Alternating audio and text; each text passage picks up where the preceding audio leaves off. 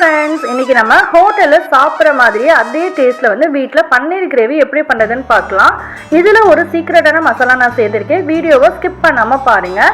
ஒரு கடாய் எடுத்துக்கலாம். அதில் வந்து ஒரு 2 பீஸ் அளவுக்கு பட்டர் ஆட் பண்ணிக்கோங்க. பட்டர் நல்லா மெல்ட் ஆனதுக்கப்புறமா சிம்மில் வச்சுட்டு 1/2 ஸ்பூன் அளவுக்கு மஞ்சத்தூள், 1/2 ஸ்பூன் அளவுக்கு காஷ்மீரி சில்லி பவுடர் போட்டு நல்லா மிக்ஸ் பண்ணிக்கலாம். மிக்ஸ் பண்ணிவிட்டு நான் 200 கிராம் அளவுக்கு பன்னீர் எடுத்து வச்சுருக்கேன். அதை வந்து மீடியமான ஃப்ளேமில் வச்சுட்டு நல்லா ஃப்ரை பண்ணி எடுத்துக்கலாம்.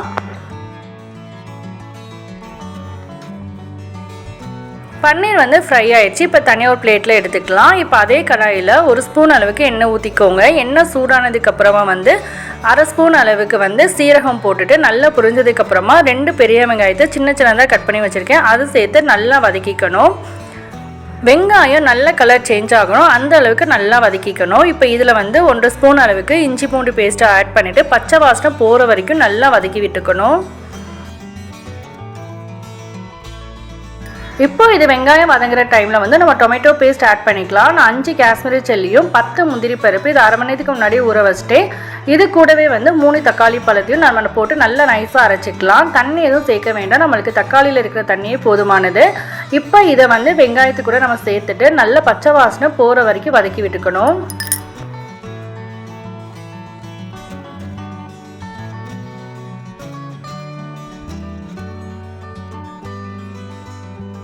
இப்போ இதில் கல்லுப்பு சேர்த்துக்கலாம். கல்லுப்பு சேர்த்துட்டு நல்லா வதக்கி விட்டுக்கணும். ஒரு 2-3 நிமிஷத்துக்கு நல்லா வதக்கி விட்டுக்கணும்.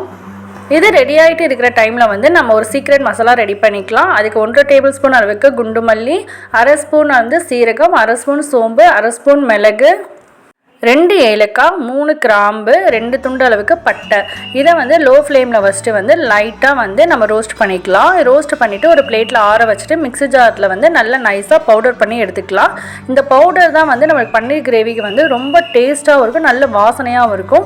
இப்போ இதை வந்து நம்ம ஆட் பண்ணிவிட்டு கூடவே வந்து 1/2 ஸ்பூன் அளவுக்கு கரம் மசாலா மட்டும் ஆட் பண்ணால் போதும். இது எல்லாத்தையும் நம்ம தண்ணி ஊற்றாமல் நல்லா மிக்ஸ் பண்ணி ஃபஸ்ட்டு எடுத்துக்கணும். உப்புனா கரெக்டாக இருக்கான்னு பார்த்துக்கோங்க.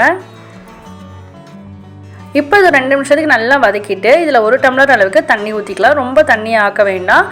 1 டம்ளர் தண்ணி ஊற்றினாலே நம்மளுக்கு வந்து கரெக்டாக இருக்கும். இதை வந்து ஒரு 10 நிமிஷத்துக்கு நல்லா கொதிக்க வச்சிடலாம்.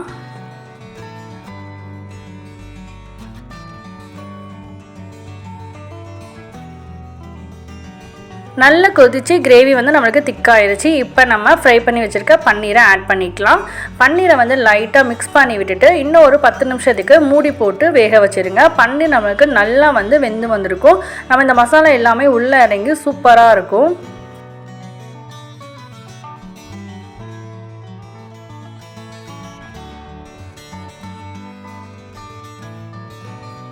இப்போ இதில் கொஞ்சோண்டு கஸ்தூரி மேத்தியை ஆட் பண்ணிவிட்டு நல்லா மிக்ஸ் பண்ணி விட்டுக்கலாம். கஸ்தூரி மேத்தியை ஆட் பண்ணனால நம்மளுக்கு வந்து பன்னீர் கறி வந்து ரொம்ப டேஸ்ட்டாக சூப்பராக இருக்கும்.